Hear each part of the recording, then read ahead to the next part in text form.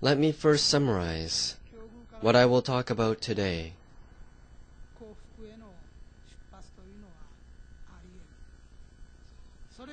In your life, you may experience misfortunes, failures, or setbacks. But no matter what the circumstances, you can still step toward happiness. Why not explore this idea? This is what rebuilding your life means. There is a Buddhist saying, "A resentful heart can never melt as long as you nurse a grudge."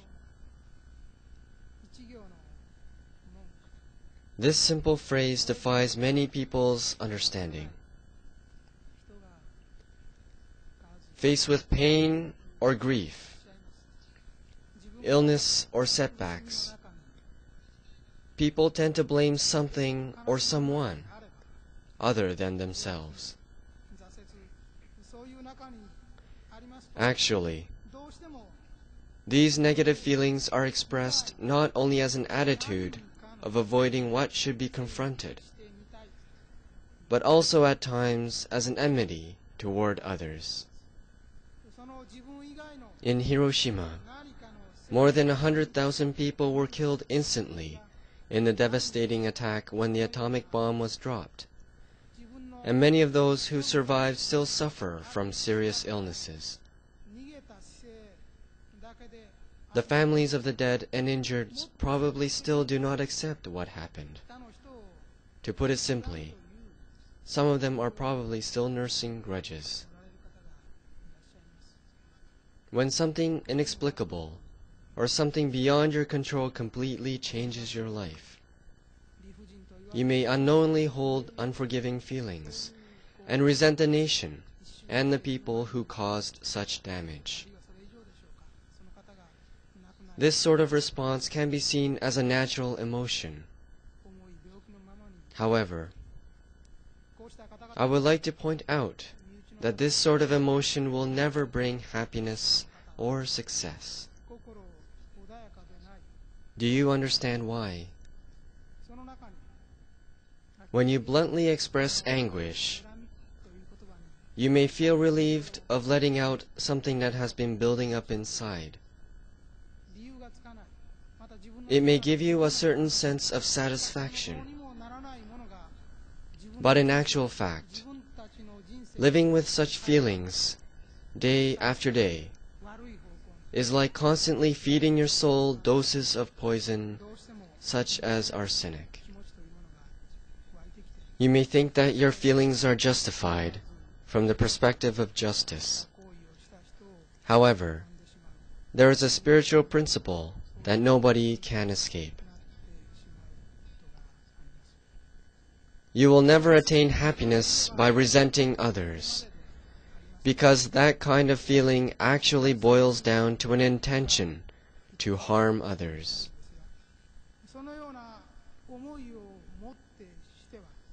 Whatever the reasons for your attitude, any intention to harm others is against the will of Buddha.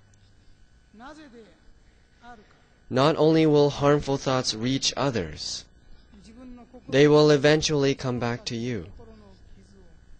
This is the law. In the universe, there is a firmly established set of values, which is like a pillar.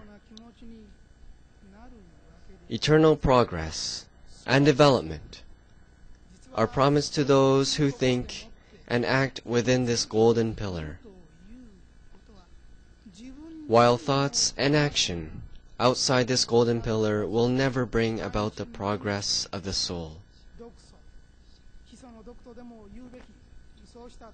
Outside the pillar, people cannot freely move in any direction they want, because it is as if they are floating from a spaceship without a lifeline. Although you may nurse a grudge about some event in the past, it is impossible to change the past. What is important about the past is the way you regard it, and how you learn lessons from it that you can use in the future. However, hatred and grudges are outside time. They always stay in the present. Such feelings never fade and become a part of your past, but continue to be experienced in the present. And because they are negative thoughts, they will hold you back in your progress toward happiness. This is a very important truth, which people seem to have great difficulty understanding. Suppose you are now unsuccessful, or suppose you are now unhappy. If someone were to ask you why, you would no doubt be able to give reasons. You could explain easily and persuasively why you have failed. A young man may attribute the difficulties in his life to having failed an entrance examination. Another may say that his misfortune was caused by a broken marriage. The woman he wanted to marry refused him, or he embarked on a married life, but it soon came to a sad end. Someone else may have started a new business that went bankrupt within a year or two. When you ask these people about their unhappiness, each will no doubt come up with a reason for their misery. And most of these reasons, probably 80% to 90%, will be related to external causes. This is almost always the case with those who are not studying truth. Of course, there are some exceptions. A few lucky people are fortunate enough to have been well educated by their family or to have friends who have guided them to reflect on themselves. Yet, most look for the causes of failure outside of themselves. People who have failed in business may regret their own bad judgment of the character of an untrustworthy business associate. They may blame their failure on trouble caused by employees, a sudden rise in interest rates on borrowed money, or on changes in a customer's business situation. What about a woman who was left by a man she wanted to marry? Does she reproach this man for his betrayal, or does she blame the other woman who attracted him?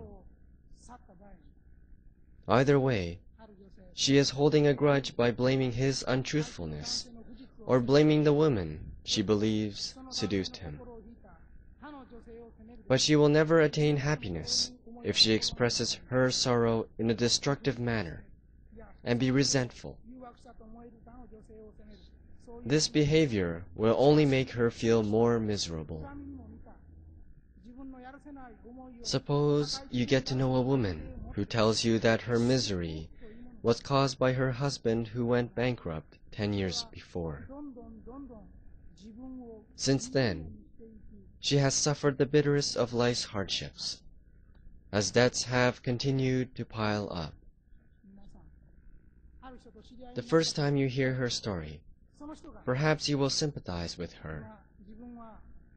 But the second time you hear her and hear the same story, you will not feel comfortable listening to her tale of woe all over again. How about the third time?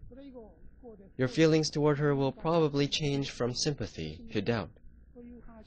You may ask yourself, why is she still so miserable?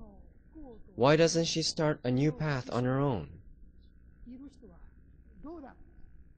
I would say that anyone who is holding on to misery from the past has no intention of being happy.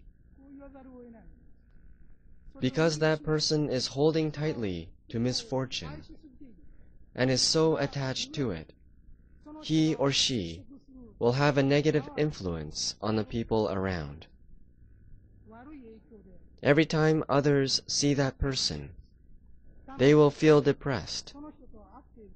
Talking with the person will make them feel down, so they will tend to try to avoid the person and see as little of them as possible.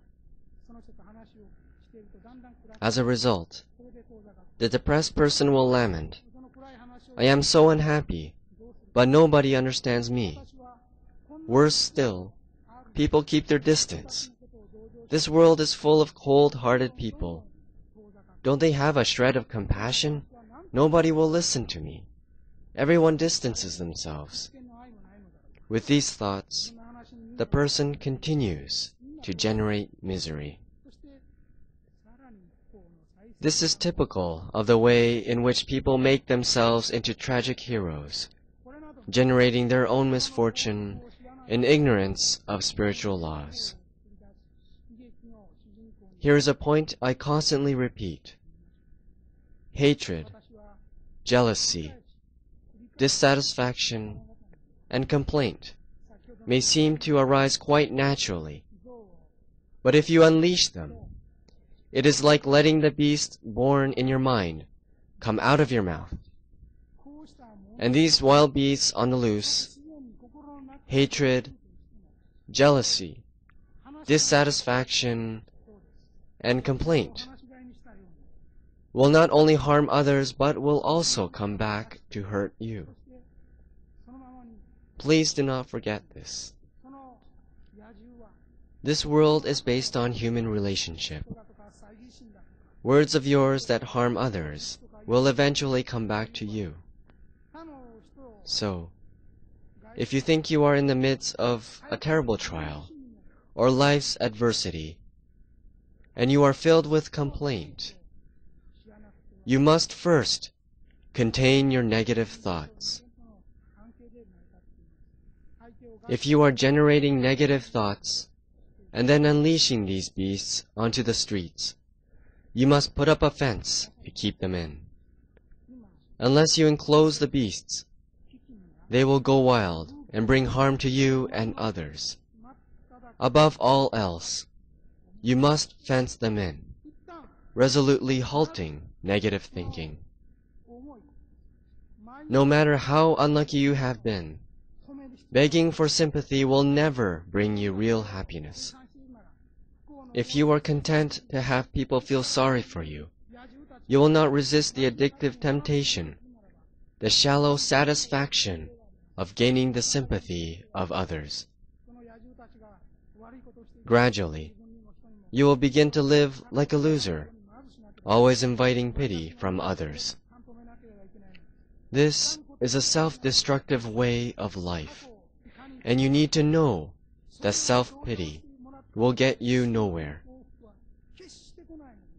No matter how often you remind yourself of your misery, it is a dead end. First, you need to understand this. And once you have become aware of this truth, you will realize that these negative thoughts are actually a disguised form of craving, of wanting to be given to by others, or wanting to take from them. You may continue to demand, but the insatiable desire to be given to, which is your greed, will never be satisfied. It is a bottomless pit, like the sandy trap of an antlion or a black hole, which never fills up but keeps dragging everything into it.